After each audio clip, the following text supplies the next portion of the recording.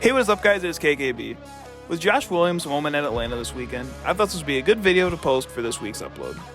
I hope you guys are enjoying the content on this channel, and if you guys have any suggestions, feel free to leave them down in the comment section down below. Thank you guys so much for watching, and enjoy the video. Then it's Logano, Blaney, and Larson. Nice three.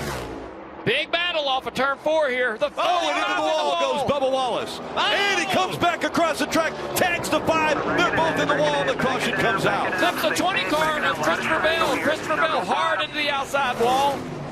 A playoff driver involved in this.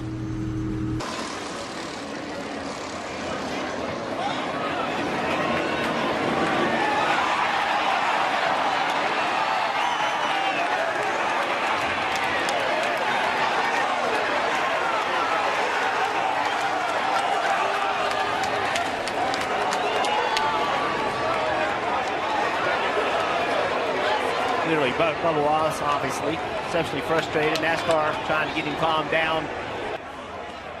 They're chasing him up the track here. Yeah, Larson's got him in a bad spot right there and gets him in the wall. Then they go down the front straightaway, and it just looks like to me Bubba hangs the left to retaliate. And I got a problem with that. You're going as fast as they're going, and you hang a guy in the right rear quarter pound. That is exceptionally dangerous. That's racing right there. Larson's fault for sure, but that right there is not acceptable. And now the big one, the one that we've been anticipating since the race on Sunday. Driver Bubba Wallace suspended one race for this on-track incident with Kyle Larson and all that followed in Sunday's event in Las Vegas. And then a season ago here, you know, Joe, you and Brad and I were up here doing the race, and he nearly got it done. And look at this. Oh, my goodness. Oh, my goodness. Well, we're looking at Ryan Sieg, and he's currently running 4th. But that's Josh Williams, who was asked, as I told you, to go to the garage for extending the caution. The debris came off his car. He has parked his number 92 at the start-finish line, and he's walking to the garage. Look at this. What an exit. Wave and see you later. Oh, no. Well, he's not so happy now. They made him park his car because he extended the caution, like you said. They didn't do a good enough job repairing the front end of it, which was obvious from here that they didn't do a good enough job keeping the tape on it. We want to bring to you tonight's Daily Fuel. NASCAR has suspended driver Josh Williams for the next NASCAR Xfinity Series Championship event. The behavioral penalty came as a result of Josh's actions Saturday in Atlanta.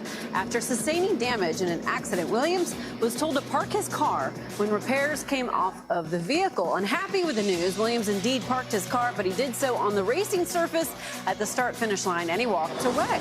So he released a statement. Here's part of it. Josh saying, "Thank you to all the fans for sticking by my side and showing love. I stand behind what I did, and I don't regret any decision I made."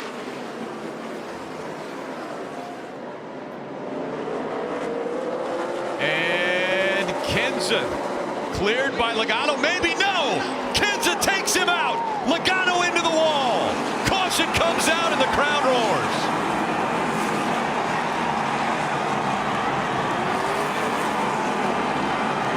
Going on down here. This is what just took place. And clearly, the 22 is lapping the 20, and 20 obviously intentionally wrecked him. And but like what happened the week before was more than 2 weeks before was more than it should have been, and just flat wrecked him.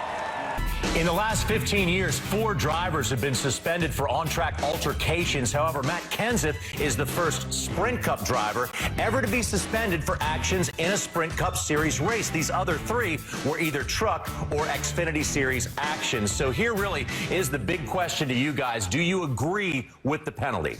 I do 100%. And I know everyone has had me on a Matt Kenseth witch hunt. Far from it. When I have broke this down, I didn't see what number was on that that door. I didn't see what name was above that door. I saw what actually happened. I was a little confused, though. How come maybe just one race or 3 races the rest of the season? It was explained to me the reason the 2 races, that's how many races are left in this Eliminator 8 round for Joey Logano or anyone else to make that championship for. I hate it for Matt. I hate it for Jason. I hate it for that 20 team, but I think they absolutely got it right. Tory Racing will run some Xfinity races yet this season with Austin Hill in the seat. I think before that Daytona, later right? in the summer. Yeah, That's awesome. Oh, and there is Sauter.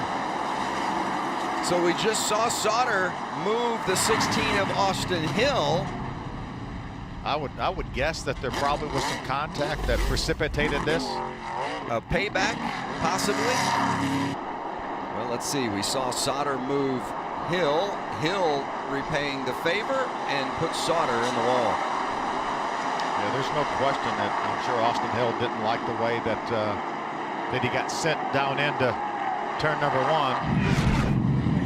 And this is live. This is live, so Sauter has just now wrecked Austin Hill. Well, that's not going to go over well. No, I think they'll mark Sauter for that. Yes, indeed. So here is Sauter coming back to get Hill after Hill had moved Johnny and put Johnny into the wall. I think Johnny Sauter's day is done. Yes, he is being sent to the garage. NASCAR said that's enough. I think the NASCAR hauler will be full of people after this race. But first, let's go Johnny Sauter versus Austin Hill. Your take on all of that and the penalty that came from it. Well, there's a certain degree of boys have at it, and drivers go out there and kind of create your own when it comes to punishments to a certain degree. But we saw there Johnny Sauter got into Austin Hill.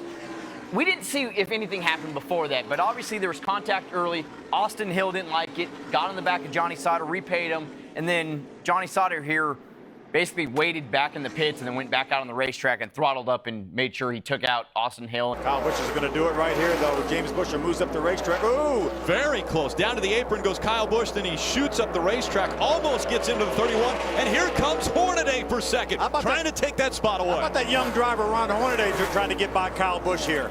Ooh, close. Wide into turn 4. That moves Kyle Busch all the way up the racetrack. He has to catch it before he gets in the wall. And Hornaday catches the wall. Caution's out, caution's out. Caution is going to come out. Both drivers trying to get by. Looked like the 17 of Timothy Peters. They slid up the racetrack, and now Kyle Busch not happy at all. It's all good, dude. And Kyle Busch is going to turn the 33 into the wall. Our championship contender Hornaday in the wall. Well, Kyle Busch should be parked for this race and maybe the rest of the season for that. Holy cow, I can't believe he did Championship that. contender Ron Hornaday hard into the wall. Kyle Busch sends him in. Yeah, during the truck race last night, we had an incident between the 18 and the 33 trucks that resulted in NASCAR parking the 18 truck for the balance of the event. That's done under Section 912 of the rule book. That gives NASCAR the authority to react during a race weekend. And following the event and after a good deal of conversation and discussion, NASCAR has decided to maintain that parked position on the driver of the 18 truck for the balance of the weekend. So basically what that means is Kyle Busch will not be participating today or tomorrow in the NASCAR event here in Texas.